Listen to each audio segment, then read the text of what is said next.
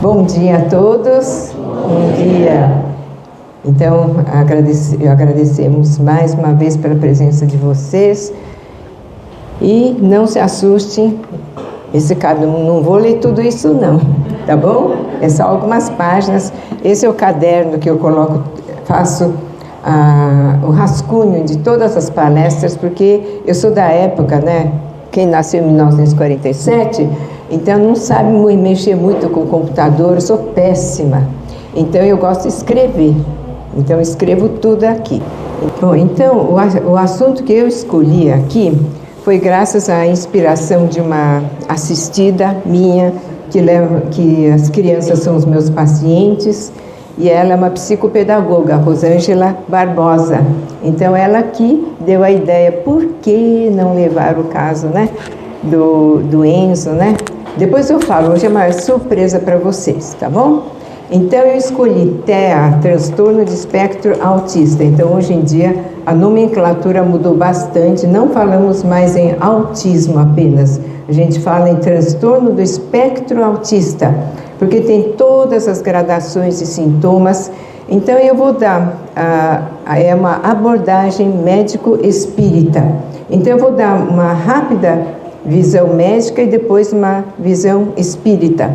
Então eu me baseei, eu pesquisei bastante, eu achei de bom senso, eu escolhi 2 médicos na pesquisa, esse que eu vou citar, primeiro alguns médicos da USP, do Hospital Sírio-Libanês. Então a coisa é bem científica.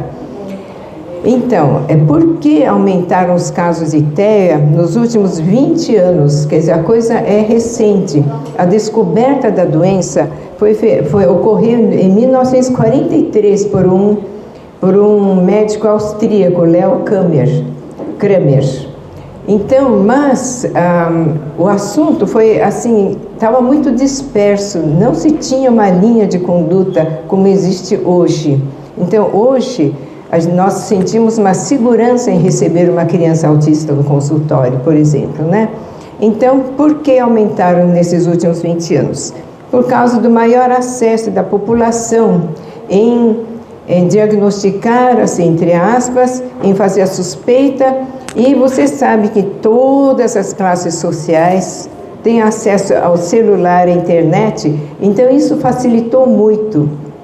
Então houve momentos que a gente falava, mas é um exagero, todo mundo fala que a criança está balançando o bracinho, a mãozinha, já é autista.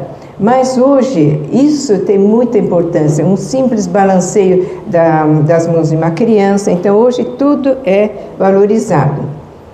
Então, e a aceitação pelos pais, isso é muito importante. Eu confesso que há uns 10, 15 anos atrás, no consultório, então tinha pais que se separavam quando havia o diagnóstico de autismo na criança, tá? Então, por isso que eu falei, hoje em dia nós não falamos mais em autismo, falamos em transtorno do espectro autista, porque existem várias modalidades. E também o maior preparo, então isso é uma médica da USP, doutora Patrícia Braga, que ela é neuropediatra, e ela fala, existe maior preparo de pediatras e mais conscientização dos professores da escola. Então isso é muito importante. Eu falo que há uns anos atrás, a professora falava, vai no teu pediatra, vai no psicólogo, porque eu acho que tem suspeita de autismo. Então, a professora é a primeira pessoa que levanta uma suspeita de uma criança de 2, 3 anos, por exemplo, né? Então, eles conseguem conversar com os pais, aí os pais imediatamente procuram um profissional e, hoje em dia, a gente encaminha para neuropsicólogos e neuropediatra. O neuropsicólogo está bem preparado para fazer uma boa avaliação desse problema. E a doutora Cristiane Cobas, da neuropediatra do Sírio-Libanês, ela fala que até nos congressos e pesquisas científicas acentuaram a pesquisa sobre o assunto. Antes falava assim, mas não era tão assim frequente. E todos os pediatras, ela fala, estão atualmente assim capazes de dar o primeiro passo. Não digo diagnóstico porque eu não tenho especialização em abordagem, avaliação. Eu sempre encaminho para neuropsicóloga. E também a aceitação que existem casos leves. Então, esses casos leves são muito importantes. Hoje em dia, nós falamos em nível 1, 2, 3 de suporte.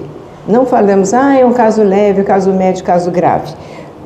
Nós classificamos de acordo com a necessidade que cada caso tem. Se precisa de muita ajuda de um profissional, se precisa de 2, se precisa de 5. Então, isso leva a classificar o problema. Então, existem os fatores ambientais muito importantes. Por exemplo, eu tenho percebido no consultório que hoje em dia muitos bebezinhos, eu sempre falo que estão nascendo muitos bebês. E os bebês que vêm vindo atualmente são de pais que têm entre 30 e 35 anos. Então, eles esperam bastante para ter os filhos.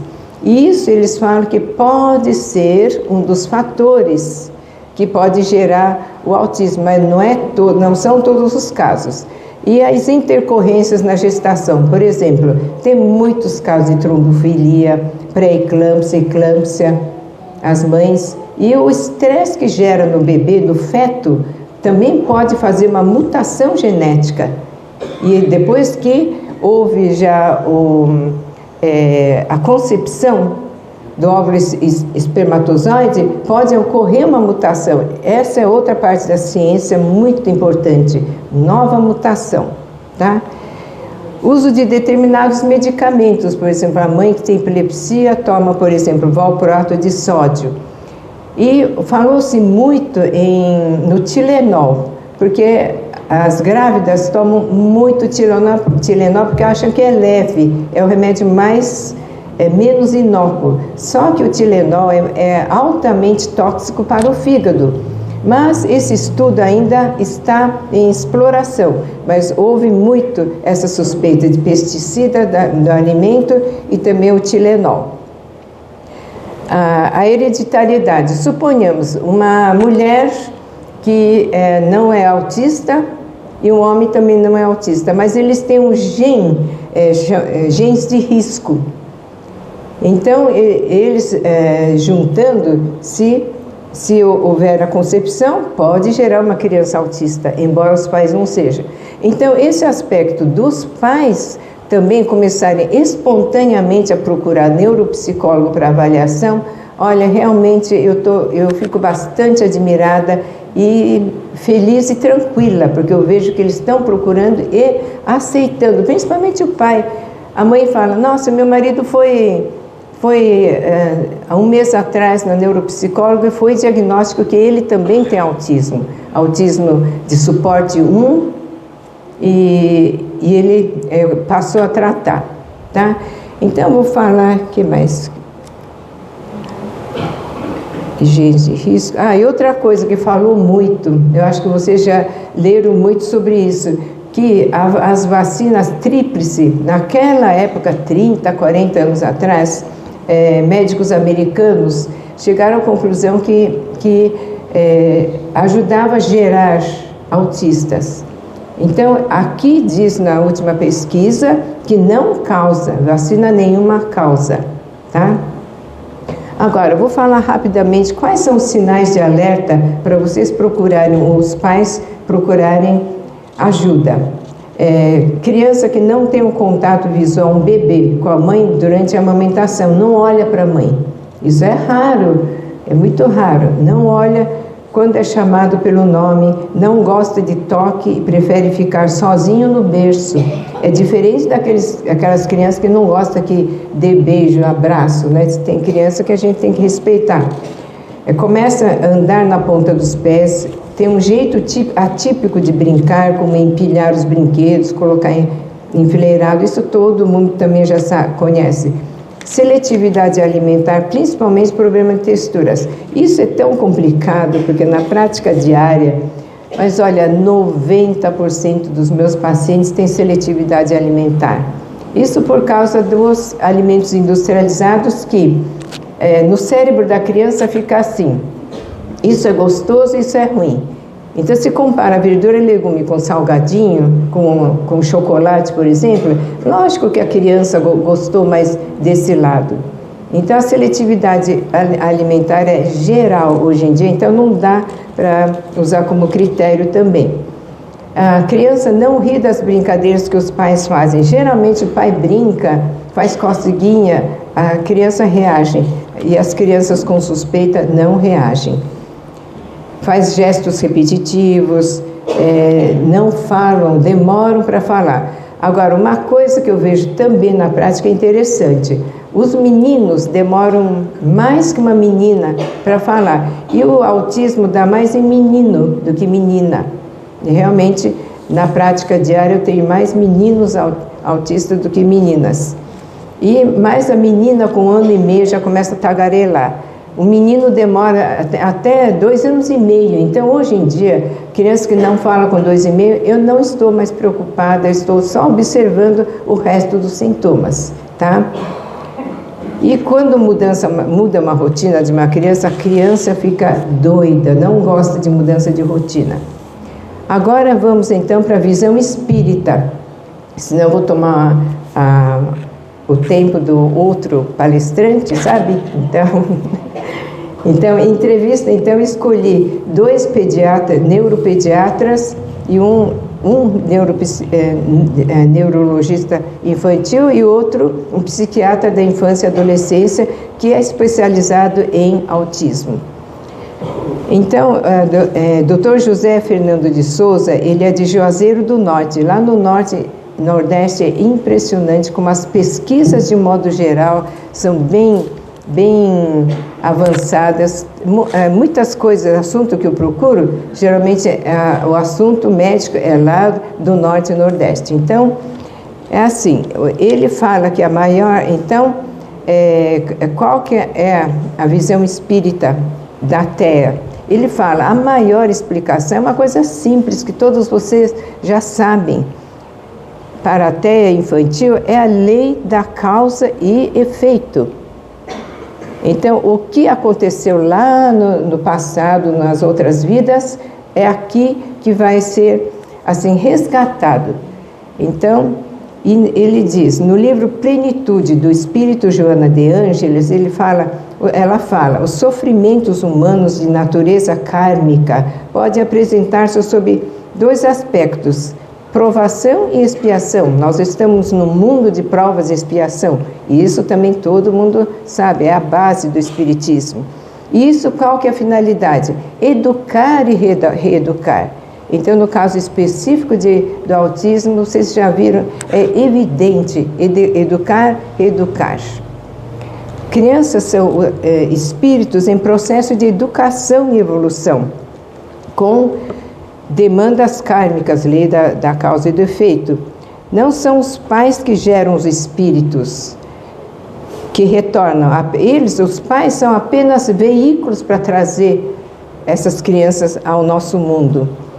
O corpo procede do corpo, mas o espírito não procede do espírito. Por quê? Também todos sabemos no ensinamento básico do espiritismo que o espírito vem primeiro, depois vem o corpo físico.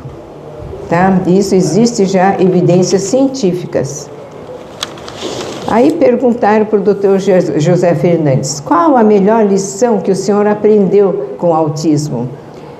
É estarmos diante de um ser que sofre, porque ele feriu, e normalmente feriu muito, como nos informam os espíritos superiores, transmitidos, por exemplo, Hermínio de Miranda.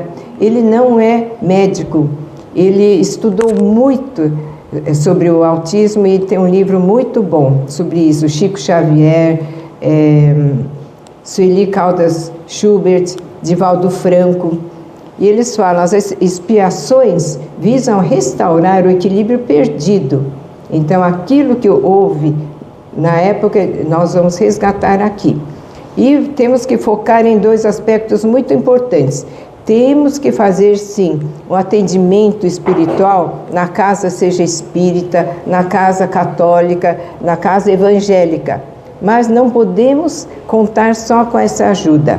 E não esquecer de procurar médicos especialistas, sempre, sempre. Mas o tratamento espiritual, seja em qualquer religião, é de extrema importância. Isso o Divaldo Franco, Chico Xavier, nos mostra muito bem. E também esse médico que eu vou citar agora.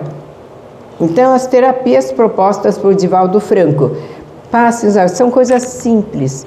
Passes magnéticos, água fluidificada, evangelização infantil, desobsessão, conversação muito paciente, muita conversa de pai e mãe para com o filho. Não podemos deixar tudo nas mãos dos terapeutas. Quem conhece melhor no dia a dia todos os hábitos de uma criança são os pais. Mesmo eu, que vejo as crianças com certa frequência, eu não posso dizer que eu conheço. Então, são os pais que são as autoridades para nos dizer o que a criança está melhorando ou não. Então, esse nome, quem quiser, quem tiver na família, caso de TEA, Dr. Caio Abujadi. Ele é um médico espírita, ele é psiquiatra infantil. Ele fala com muita propriedade, existem vários vídeos dele, e eu escutei 2 vezes, de 50 minutos o vídeo dele, 2 vezes para pelo menos entrar um pouquinho na minha cabeça o que ele fala. Então, ele é sócio fundador também de uma associação chamada Caminho Azul, uma associação espírita lá no Rio de Janeiro, tá? Então, ele fala, o autismo é uma experiência para o espírito. Então, a reencarnação, então vamos falar em reencarnação, porque é o que ocorre com todos nós, né? É uma expiação planejada, pode ser uma reencarnação compulsória. Isso quer dizer, vocês que estudam o Livro dos Espíritos, na live, pode ser que vocês já estejam sabendo muito bem. São espíritos que, na hora de vir para a Terra, eles não aceitam, porque eles sabem que vai existir um sofrimento muito grande. Então, esse doutor, existe a reencarnação compulsória, então é na marra. Então, os espíritos ajudam esse serzinho a trazer, queira ou não queira, traz para a reencarnação. E esse doutor Caio, ele explicou uma coisa assim tão clara, que é assim, o nascimento de um bebê é uma coisa assim, muito importante, porque tem um sofrimento muito grande a gente levar em consideração para o bebê. Então ele fala assim, imagine se nós sentimos frio lá na sala de parto, por exemplo, está com ar-condicionado, imagine quando o bebê é tirado para fora. O sofrimento desse bebê, ele fala que é enorme. Se nós sofremos uma dor, a mãe está sofrendo a dor no parto, a dor do bebê é enorme. Então, toda a dor, sentir o calor que ele sente é enorme também. Então, ele dá muita ênfase a esse lado da reencarnação. Então, no compulsório, por exemplo, então, o que acontece? Então, vem um bebê, uma criança, e qual a característica? Aqui dá para entender bem não o que aconteceu. A característica de um autista, por exemplo, o espírito apresenta um quadro de severa dissociação socioafetiva. Isso já do nível suporte 2 para 3. 3, dificuldade na aceitação de qualquer proposta, ambiente, mesmo em casa, mesmo os pais conhecendo, ele não aceita nenhuma regra. Ele fica no mundinho dele. Então, isso é bem típico e bem fácil de entender que foi uma reencarnação compulsória. Então, ele fica no mundinho dele. Ele queria isso. Então, ele vai ficar assim, mas isso não significa que nós vamos deixá-lo assim. E, lógico, com muitos cuidados, pelo menos 5 terapeutas E isso é que é a finalidade de nós estarmos aqui na Terra e ajudarmos essa criaturinha. Então, esses 5 profissionais que vai cuidar dessa criança, vai dar, vamos dizer, já vai dar muito amor, mais amor de pai e mãe. Mais de 5, mais é o dobro de amor e carinho que vai ser dado.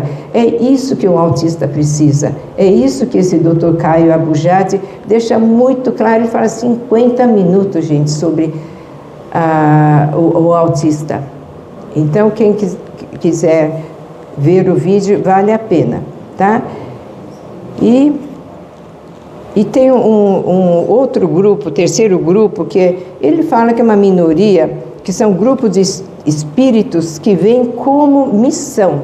Então, vem como um autista, por exemplo, grau de suporte 2, por exemplo, que dá um trabalho também. Não dá para criar igual uma criança sem problema. Então, ele veio para a missão de ensinar todo mundo, ensinar os pais, ensinar a mim. Eu aprendo muito com as crianças, até com os bebezinhos que aparecem no consultório, eu aprendo muito. Porque a espiritualidade pede para eu observar melhor essas crianças, tá? Então, isso tem me ajudado muito. Então, ele veio com uma missão para ajudar quem está rodeando. Bom, então eu vou... É isso, eu não vou me alongar mais. Então, o que eu peguei do Evangelho para trazer hoje? Allan Kardec diz, sem a caridade não há salvação. Eu digo, sem o amor, caridade, misericórdia, não há salvação. Então, esses portadores de TEA necessitam de muita atenção, amor e carinho no mundo físico, porque eles se encontram no processo de uma reencarnação. Isso todo mundo sabe. Então, vamos ajudar.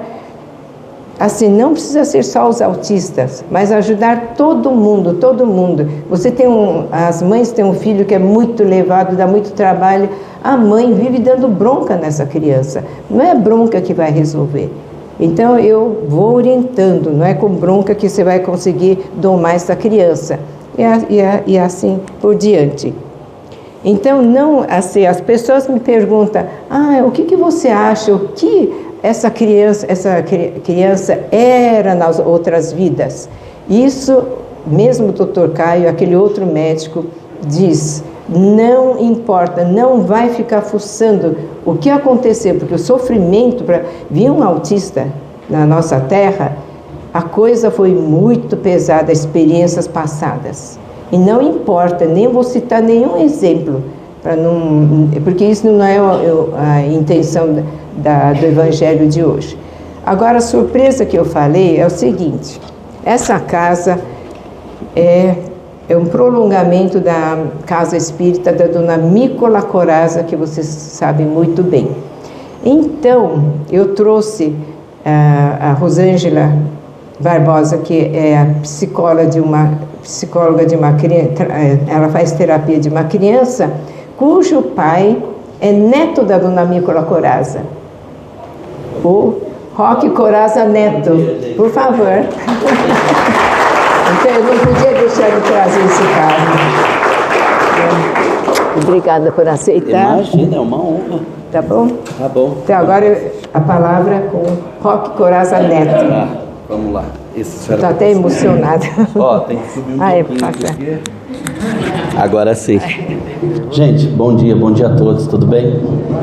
É uma honra eu estar aqui hoje com esse convite, com pessoas tão queridas, e é uma responsabilidade, né? Quando a doutora Norma me convidou, há cerca de 3 ou 4 meses atrás, eu acho que no primeiro momento eu aceitei já de cara, mas depois eu falei, Jesus, vou falar para um monte de gente, aí um monte de pessoas, e a responsabilidade, porque eu acho que minha avó, a dona Mícola, ela, eu sou suspeito para falar, mas eu acho que ela foi uma inspiração para muita gente, né? Ela foi um braço para esse trabalho tão bonito que continua sendo feito, e eu acho que é isso, eu acho que a gente tem esse compromisso. Eu cresci dentro do centro espírita dela, né? Eu via muitas coisas bonitas acontecerem, e a vida nada é por acaso, né? Veja, hoje eu convidado para falar um pouco sobre a história do meu filho, que é autista, né? Eu não sou especialista na área, eu não sou da área médica, mas eu sou especialista em amar um autista,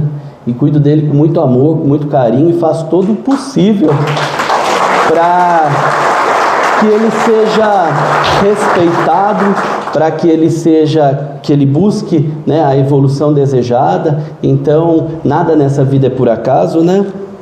E a Rosângela, que é psicopedagoga dele, num dia, numa conversa, me falou até com um certo... olha, você não aceitaria um convite, né, também? Falei, claro, aceitaria sim. Ela falou, eu não sei qual é a sua religião, mas seria no centro espírita, né? Aí eu falei, poxa, mas então eu estou na minha casa, eu cresci dentro de um centro espírita. Ela falou, você está brincando? Eu falei, não estou. E daí a gente bateu um pequeno papo de 1 hora, né? Então, assim, hoje o tema é sobre autismo, mas eu não podia vir aqui e ir falando direto sobre o autismo. Eu tenho uma história linda com o meu filho. O meu filho, ele é um caso de superação. O meu filho, ele é o exemplo clássico da misericórdia de Deus sobre a gente. Porque o meu filho, ele está vivo porque realmente havia um propósito para ele. E eu quero contar um pouco disso para vocês. Não vou me alongar nessa história porque ela é bem longa, mas eu queria sim contar para vocês. E eu fiz um pequeno prefácio aqui, que eu queria dizer assim, algumas coisas eu escrevi. Gente, eu fiz um texto, eu fiz 5, 6 folhas, eu joguei no ChatGPT para me ajudar, porque eu precisava fazer um discurso. E eu estava muito tenso e muito nervoso. E aí mais uma vez entra na minha vida essa senhora linda, que eu sou apaixonado até hoje. E eu sonho com ela, e ela fala, filho, esse tipo de coisa quem tem que falar é o coração. Então hoje eu estou de coração aberto aqui, me desculpe se eu cometer algum equívoco, às vezes as palavras podem soar de uma maneira para um, de uma maneira para outra, né? Mas eu vou falar realmente o que o meu coração está sentindo. E algumas coisas eu escrevi, que hoje eu não venho falar de dor, mas de luz, de como o amor pode nos elevar, e de como cada espírito que cruza nosso caminho tem um propósito profundo, um papel sagrado em nossa evolução. Então eu não tenho dúvida que o meu espiritinho está lá, fazendo eu melhorar a cada dia, porque realmente o meu filho, ele é uma inspiração para mim, tá? Então a história do meu filho começa lá por 2015, quando a gente descobre a gravidez da minha esposa. E num desses primeiros exames que é comum a gente fazer, né, que é muito comum, a gente já percebeu que alguma coisa não estava legal, que tinha alguma coisa que, olha, tem uma coisinha aqui, uma coisinha ali, vai para um especialista. E quando a gente consultou um médico aqui, que é um baita médico, Dr. Marcelo Pinheiro, ele falou, olha, esse ultrassom tá cheio de coisinha aí, vamos para São Paulo. Eu falei, opa, mas ir para São Paulo, daí eu acho que para São Paulo não tem um médico que possa me atender aqui. Ele falou, tem, mas eu acho que com a qualidade que você precisa, eu acho que eu iria para minha professora lá de São Paulo. Enfim, a gente descobriu com 5 meses que o Enzo, ele era um cardiopata congênito, né? Ele tinha um problema no coração, que ele tinha as 2 veinhas que saíam do mesmo lado do coração. Ele só tinha sangue venoso, ele não tinha sangue arterial, o que é incompatível com a vida, né? A gente precisa de sangue limpo, com oxigênio e tal, para a gente poder viver. Daí ele falou, olha, mas tá no jogo, tem condições de nascer e fazer a cirurgia e tudo vai ficar bem, vocês só vão passar uma jornadinha aí, né? Eu e minha esposa, qual eu sou casado há 20 anos, nosso primeiro filho, depois de 12, 13 anos de casado, esperamos um pouco, porque hoje é o que a doutora Norma falou, né? Todo mundo está sendo pai um pouquinho mais velho, aí espera um pouquinho, que é uma realização profissional, enfim. E a gente foi ver, e realmente o Enzo tinha uma cardiopatia muito grave, e ele não podia nascer prematuro. O Enzo tinha uma série de condições, e vai médico daqui, vai médico dali, e conversa com um amigo, e passa em São Paulo, é Dante Bazanese, é não sei o que, é especialista do coração, e esse menino me resolve nascer com 7 meses. Tudo que não podia acontecer, aconteceu. Ele nasceu com 7 meses, né? Então ele nasceu com 7 meses, era para nascer em uma maternidade de esporte cardiológico, para já fazer a cirurgia, e nasceu aqui em Itu. Ele escorregou, não puderam fazer o parto, tiveram que conter o parto normal e fazer uma cesárea, porque nós não sabíamos as condições, e lá se foi. O bichinho nasceu e tudo foi dando certo, mas ficou 60 dias aí na primeira UTI dele nessa jornada. Tivemos alta e fomos para casa. Quando chegamos em casa, depois de poucos dias, esse menino descompensou, o coraçãozinho já não estava mais muito forte. Nós fomos para a clínica médica aqui que não tinha suporte para cardiopatas, e esse menino começou a ficar muito ruim e a gente quase que o perdeu pela primeira vez. E fomos transferidos para Campinas, para a PUC de Campinas, onde chegamos lá, esse menino saturava 30%, não tinha mais condições e podia ter todas as sequelas do mundo, posto que, mais uma vez, Deus põe a mão sobre ele e ele começa a melhorar. E ele fica lá internado por volta de mais 90 dias, 60 dias. Quando a gente vai para casa, o médico chega e fala: olha, Roque, a gente tem um probleminha, o Enzo não está defecando e a gente vai ter que fazer uma tomografia nele. Falei: tá, doutor, vamos ver, posto que quando faz esse exame, a gente descobre que o Enzo tinha uma incompatibilidade na área renal ali. O Enzo tinha CA, né? Eu gosto de chamar assim essa doença porque eu acho que é mais suave, mas o Enzo estava com uma CA e ele teria que fazer quimioterapia para poder sanar esse problema na suprarrenal ali, na área do rim. Eu falei: mas doutor, e agora? O que a gente faz? Ele falou: olha, a ideia era fazer a cirurgia desse menino com 3 anos, mas ele não consegue fazer quimioterapia e os tratamentos dele se o coraçãozinho não tiver legal e tal. Eu falei: e agora? O que a gente faz? Ele falou: a gente opera. Eu falei: mas qual que é a possibilidade de sucesso, doutor? Porque essa é a palavra que não quer calar, né? Ele falou: olha, em condições normais seria 7, 8, hoje é 3.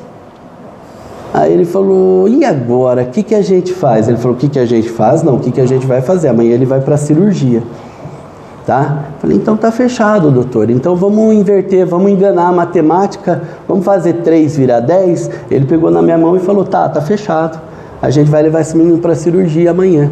E esse menino foi 13, 14 horas de cirurgia.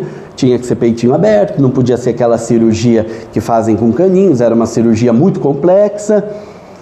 E eis que Deus age mais uma vez aí e dá certo. Esse menino faz a cirurgia, o médico consegue recuperar totalmente o coraçãozinho dele. Só que foi uma cirurgia muito pesada, muito invasiva, e ali nós ficamos mais 4 ou 5 meses na UTI, esperando esse carinha se recuperar e poder ir embora para casa, né? Ele se alimentava através de sonda, todas as questões que uma criança nessa condição tem, né? Bom, fomos para casa, ele nasceu em março de 16, a gente ficou até novembro de 16 nesse mundo de hospital, e em janeiro a gente dava entrada no Boldrini para começar a nossa segunda batalha, que era realmente para fazer as quimioterapias e cuidar desse CA aí. Eu achava que eu tinha vivido tudo dentro de um hospital cardiológico, eu tinha vivido só o começo, porque eu acho que é uma oportunidade de melhoria enorme para quem pode estar num hospital, um hospital infantil que trata essa doença a qual eu me refiro. Um hospital oncológico infantil é algo que realmente você tem que estar muito bem preparado psicologicamente para você não surtar, né? Porque realmente você tem que estar muito empenhado, porque se a gente acha que já é doloroso para um adulto que entende, que sabe relatar sobre as dores, sobre o eu não estou bem, uma criança, eu tinha que fazer uma leitura dos olhos do meu filho, quando ele estava com dor, quando ele não estava bem, os vômitos que eram frequentes, e ali ele começou o tratamento dele. Foram mais 10 sessões de quimioterapia para a gente poder sanar esse outro problema. Só que ele tinha um coraçãozinho recém-reformado, né? Você imagina que isso para o adulto com saúde já é mais difícil, para uma criança. Eu acho que ele teve mais umas 50 internações, e dessas 50, mais 30 UTIs. A gente ficou 1 ano que nós não saíamos do hospital. Na última vez, eu estou abreviando bastante, porque eu acho que o tempo é curto, mas é uma história muito interessante, muito bonita. É uma história que eu acho que eu tenho obrigação de dividir com as pessoas, né? E porque eu acho que muitas das pessoas que estão aqui, estão aqui hoje porque estão com algum desespero, alguma dor interna, alguém vem por uma... realmente, mas todo mundo tem, e eu falo, eu tenho obrigação de dividir isso com cada pessoa que não tem esperança, ou que a esperança esteja abalada.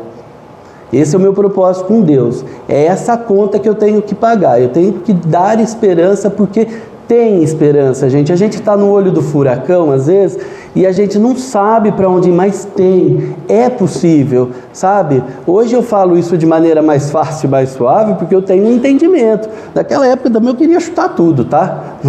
Não era fácil, né?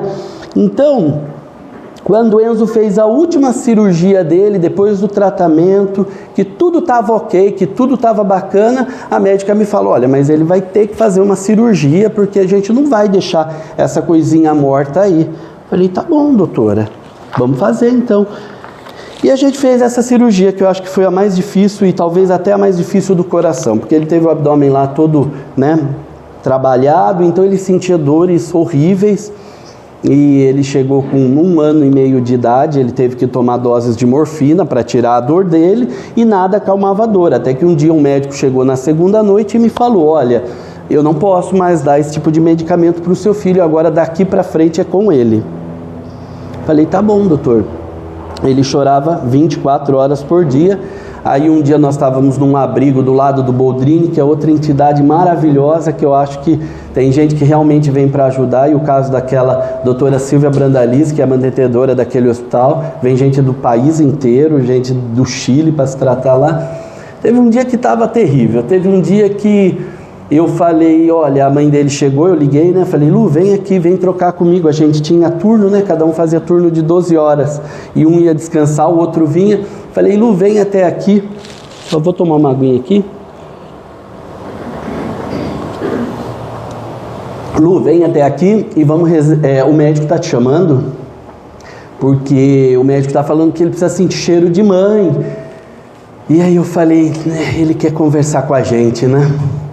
Falei, tá bom, doutor. Ela veio, nós nos reunimos, e no canto direito, assim, da recepção do Boldrini, tem uma imagem de Nossa Senhora, uma imagem bonita desse tamanho, para as pessoas que querem ali depositar suas orações.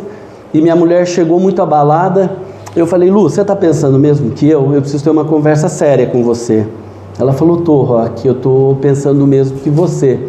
Eu falei, eu acho que nossa conversa tem que ser diferente com Deus, né?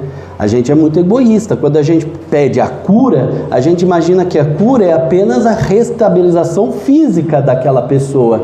E às vezes a cura não está nisso, né? E nesse momento a gente falou com Deus e falou, olha Deus, a gente chegou no nosso ponto. Se for para tê-lo a esse preço, foi o Senhor que nos deu. Foi o Senhor que deu essa capacidade dele reencarnar e voltar e estar aqui com a gente, né? Da mesma forma que o Senhor me deu, eu vou ter a grandeza, e foi a conversa mais difícil da minha vida, de dizer, faça o que o Senhor tem que fazer, mas cesse o sofrimento do meu filho. Eu não aguento mais. Eu acho que eu cheguei no meu limite.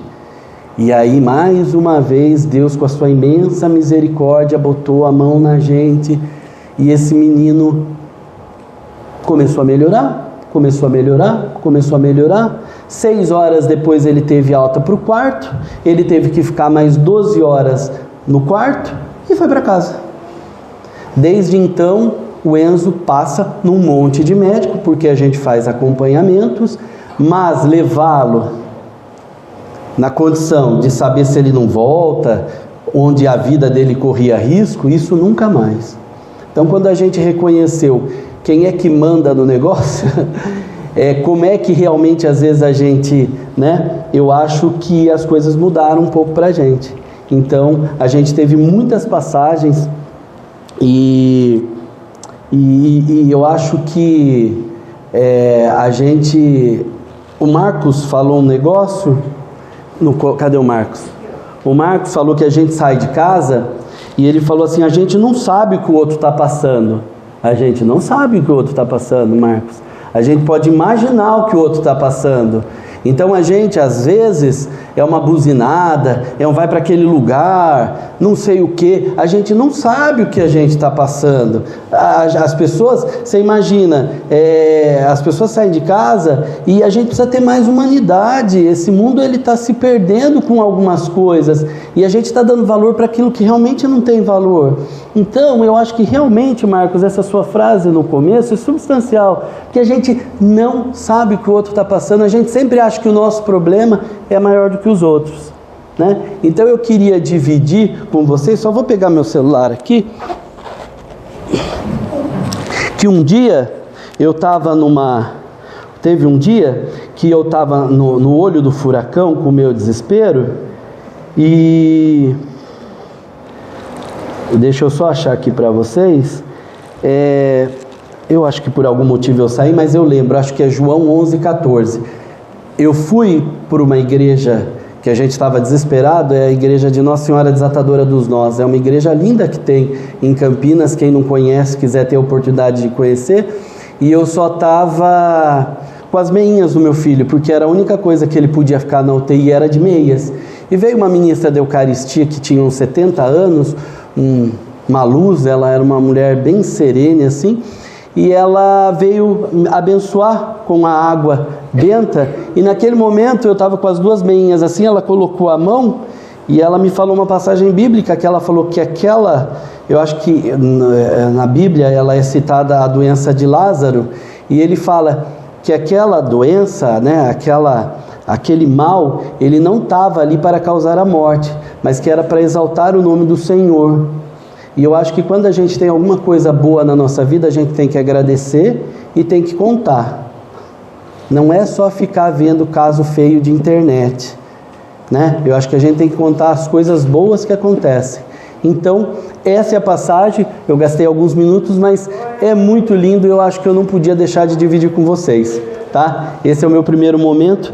E num segundo momento, eu quero falar sobre o pós, quando a gente foi para casa. Nós tínhamos uma criança que não se alimentava, nós tínhamos uma criança que não tinha tido os marcos da infância, não sustentava a cabecinha, não andava, e aí começou a nossa luta com as terapias, né? A gente ia no Luci Montoro e ali a gente tinha tudo que vocês possam imaginar, que era fisioterapeuta, era tudo, mas nós acreditávamos que tudo aquilo fosse porque ele havia ficado 2 anos lutando para viver, né? Então quando o corpinho está ali lutando para viver, você não desenvolve as outras habilidades.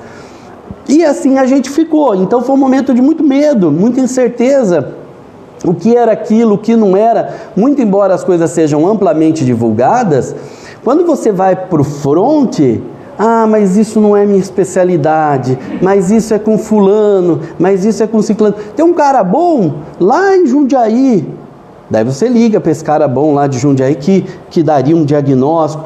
Mas esse cara lá em Jundiaí, ele tem para dezembro de 28, né? E aí eu falo, mas eu não posso esperar até dezembro de 28, eu preciso que seja agora o tempo, né? O autismo, quanto maior e mais rápida a intervenção foi feita, melhor é a chance de sucesso. E quanto mais horas de intervenção forem feitas, maior é a chance de sucesso. Eu falei, não, eu não posso esperar. E eu sempre correndo. Então, foi um momento de medo, de incertezas, nós não sabíamos o que era, o que não era. E até que com a falta do diagnóstico, nem o plano de saúde me atendia. A gente tinha que pedir pelo amor de Deus, e você tirando o recurso próprio do seu bolso e tentando. Mas uma terapia é por hora, não é barato, você não dá conta de pagar tudo. Até que um dia, num dos passeios, conversando com uma mãe falou, viu, mas você tem diagnóstico? Eu falei, tem um monte aí, tem uns 8 CID aí, mas o que eu preciso entender, eu não consigo entender o que ele tem. Procuramos uma médica, uma neuropsicóloga, e vai diagnóstico, e vem diagnóstico, até que o Enzo foi laudado como autista. E assim descobrimos que ele tinha uma síndrome que chamava síndrome de Kabuki. Essa é a síndrome ao qual deu essas características físicas, o coração com um probleminha, o rinzinho veio ali com alguma coisa. Então essa síndrome de Kabuki, ela realmente... E dentro da síndrome de Kabuki é muito comum a pessoa vir com traços de autismo. E aí foi isso que a gente descobriu, que o Enzo, ele é um autista, né? Ele é um grau de suporte 2, ele é verbal. A gente costuma dizer que os graus, eles são definidos por quanto vamos dizer assim, o quanto de prejuízo aquela falta de habilidade causa no sujeito. Então, por exemplo, não existe melhor ou pior, menos ou mais. A gente está tudo na mesma panela, gente. Só tem realmente os graus para entender, olha, esse sujeito precisa de mais ajuda do que esse. Causa mais prejuízo ele não falar do que isso. Então, é algumas coisas que a gente vem aprendendo. A Rô, que é uma especialista, se eu estiver falando alguma besteira aí, depois você me corrija, me puxa a orelha na clínica. Mas é isso que a gente entende. E depois que veio o laudo, que a gente não precisa pôr uma carteirinha na pessoa, mas o laudo é muito importante, porque é através do laudo que você direciona para onde você quer chegar. Depois desse laudo, a gente começou a ter uma efetividade no tratamento do Enzo. Então, hoje o Enzo faz TO, faz psicomotricidade, faz terapia ocupacional com integração sensorial, faz psicopedagogia, né? Hoje é um orgulho, o Enzo já está lendo e escrevendo, dentro das possibilidades dele. A Rosângela é uma menina maravilhosa que me ajuda todos os dias, me encoraja, a gente vibra junto com cada O que ele faz, com cada 2 tortinho, com cada A de ponta cabeça, com cada N com uma perna a mais. Então a gente conseguiu dar direcionamento para a educação do nosso filho. Então hoje o Enzo, ele é uma criança adorável, que traz luz, é um menino de ouro que se esforça, aplicado, vai nas terapias todo dia. E depois das descobertas, tudo mudou. Então realmente a gente tem que dar o diagnóstico ele é importante. A gente não tem que ficar, diagnóstico não é sentença. A gente não precisa sentenciar ninguém com diagnóstico, mas ele é importante sim, porque é ele que te dá o caminho, para onde a gente vai, como a gente vai tratar, como é que a gente vai cuidar, quem são os profissionais que tem que cuidar desse cara, né? Então depois disso a nossa vida, digamos que a gente subiu aí 2 degraus no nosso entendimento, né? No meio de tudo isso, se vocês me perguntarem, Roque, e espiritualmente o que você acha? Ai, gente, o que eu acho? Eu acho que é muito complexo a gente entender. A doutora Norma falou alguma coisa assim sobre quais são as possibilidades, mas eu acho que quem tem uma criança especial, quem tem alguma coisa assim, é uma oportunidade de evolução, porque hoje eu sou outro cara, né? A gente acha que a vida é trabalhar, é pagar conta, né? É trocar o carro, é deixar a casa mais bonita, e a gente entende que isso é só uma parte. Isso vai ficar tudo aí. Isso aí vai ficar para os filhos brigar depois, a hora que a gente partir dessa para uma outra etapa. E aí o que eu aprendi? Eu aprendi que o Enzo é uma oportunidade de melhoria diária para mim. Ele me ensina todo dia, né? Então é por isso que o meu 5º momento aqui, que eu acho que é o momento atual, que eu acho que eu já passei por tudo isso, eu coloquei aqui que eu queria falar sobre os direitos, sobre nível de consciência, sobre informação, ativismo e sobre o preconceito. Porque hoje ele já passou por tudo isso, hoje ele é assistido e hoje eu corrijo pessoas. Outro dia eu estava conversando com alguém e alguém me perguntou se ele tinha um probleminha. Eu falei, não, probleminha tenho eu pago aluguel, IPTU, IPVA, ele tem uma condição. Ele nasceu dessa forma e ele tem uma condição. Então, a gente começa a ter um certo ativismo nesse ponto, porque a gente já não se conforma mais. Outro dia eu estava na escola, e a escola dele é uma escola muito boa e muito inclusiva. Mas a gente sabe que criança, quando vê o diferente, criança é criança, gente, tira o sarrinho. Eu tenho uma filha de 3 anos, ela mesmo já às vezes fala algumas coisas que eu já corrijo na hora. E a menininha me chamou e falou, tio, você é o pai do Enzo? Eu falei, sou o pai do Enzo, sim, por quê? Ela falou, porque o Enzo tem uma doença? Eu falei, mas o que? A gente não entende as perguntas das crianças, né? A gente vai dando respostas antes de entender com profundidade o que ela está querendo saber. E eu falei, mas por que o Enzo? O que faz você pensar que o Enzo tem uma doença? Porque ele anda bastante de um lado para lá, e ele balança as mãozinhas e canta o dia todo. Eu falei, mas cantar e andar para um lado para o outro tem alguma... faz você imaginar que uma pessoa pode ser uma doença? Ela não estava sabendo fazer a pergunta correta, né? Falei, não, ele não tem doença nenhuma, ele já teve uma doença, mas ele está curado. 2 dias depois ela me para, tio, eu tenho uma outra pergunta para você. O Enzo é deficiente? Eu falei, o que faz você achar que ele é deficiente? Ele é diferente. Eu falei, ser diferente é ruim? Ela falou, não, mas é que ele tem uma professora que auxilia ele na classe. Eu falei, então, porque ele tem uma pequena deficiência intelectual. Ele não consegue aprender com a mesma rapidez que você. Mas ele não é menos por isso. Então eu falei, mas você está de óculos aí? Eu falei, mas você também tem uma deficiência. Ela falou, eu não, tio. Eu falei, você tem. Se eu tirar os seus óculos, você enxerga? Ela falou, não. É um óculos bem forte, ela tem alguma condição nos olhos. Eu falei, não enxerga? Então você tem uma leve deficiência, você precisa de alguém para te ajudar. E esse alguém são os óculos. Então é isso. E aí você fala, Roque, você está se tornando um ativista? Não, não é um ativista, né? Mas alguém vem me contar alguma coisa, alguém vem falar sobre, né? E tinha uma desconfiança do meu filho ter uma síndrome de Down, né? Porque assim, a gente quando tem um filho atípico, neurodivergente, você faz um rol de amigos ali, porque cada um se entende, né? Vira uma salada ali, todo mundo amigo e todo mundo ali. Você já foi no doutor tal? Agora eu tô dando um medicamento tal, né? Então assim, e alguém me contou que tinha uma desconfiança que o filho ia ter uma síndrome, que era a síndrome de Down e tal. E aí eu encontrei ela depois de um tempo. Eu falei, e aí, como é que você tá? Seu filho nasceu? Como é que tá? Graças a Deus ele nasceu e ele é perfeitinho. Eu falei, será que o termo perfeitinho é o melhor para ser usado? Porque o síndrome de Down também é perfeitinho. Ele tem as características dele.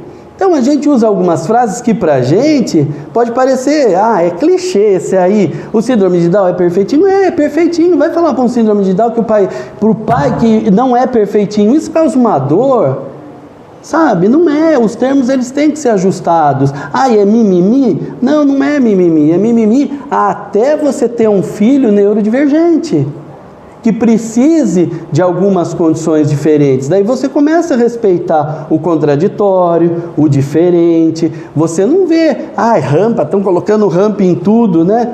Nós temos uma senhora aqui com uma muleta hoje. Qual é a dificuldade de andar numa calçada toda emburacada? Qual é a dificuldade de um sistema de educação que não está sendo adaptado para as crianças com autismo? Né? Você vai hoje nós já passamos por clínica onde a clínica só queria ganhar dinheiro, ela fingia que fazia intervenção e eu fingia que acreditava, e era isso que nos, né? Então eu acho que era isso que eu queria dividir com vocês.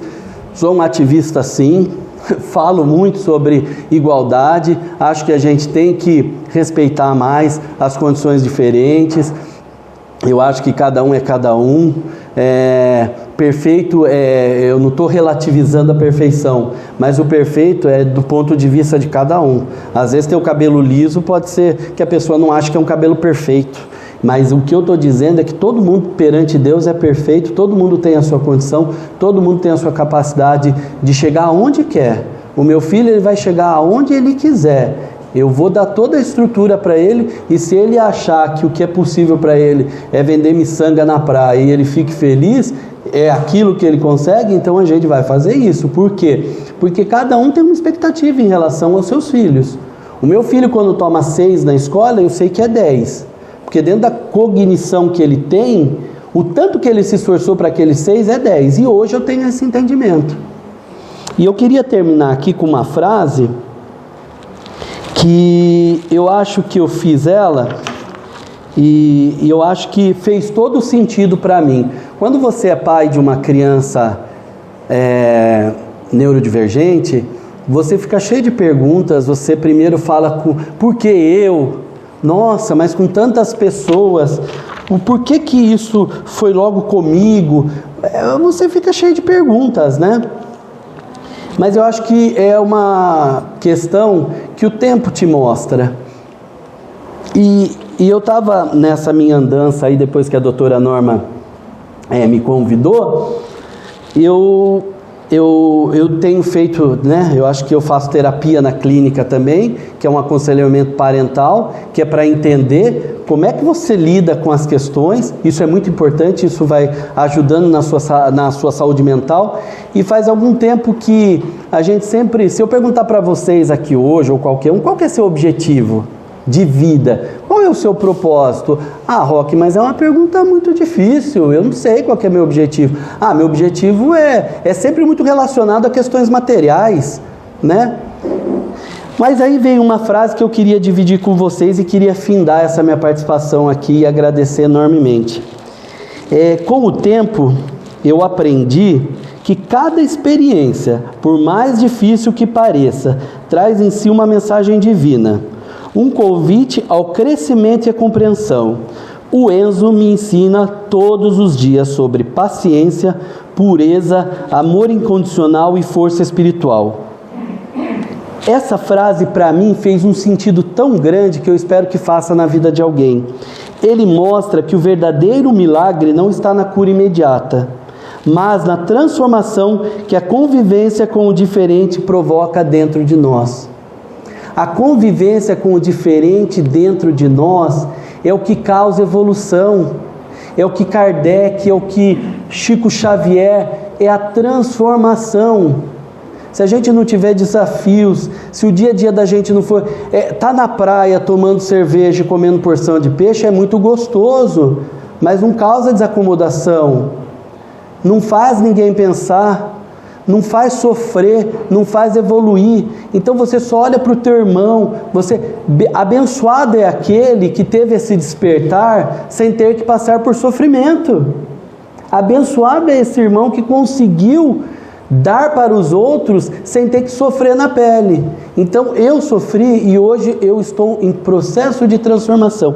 Então ele me mostra que o verdadeiro milagre não está na cura imediata, mas na transformação que a convivência com o diferente provoca dentro de nós. A convivência com o diferente é a mãe idosa que precisa de paciência, é a mãe que já não tem mais habilidades, é o pai que já não consegue subir a escada, os degraus, é o pai que não tem mais facilidade para sentar no banco do carro como tinha.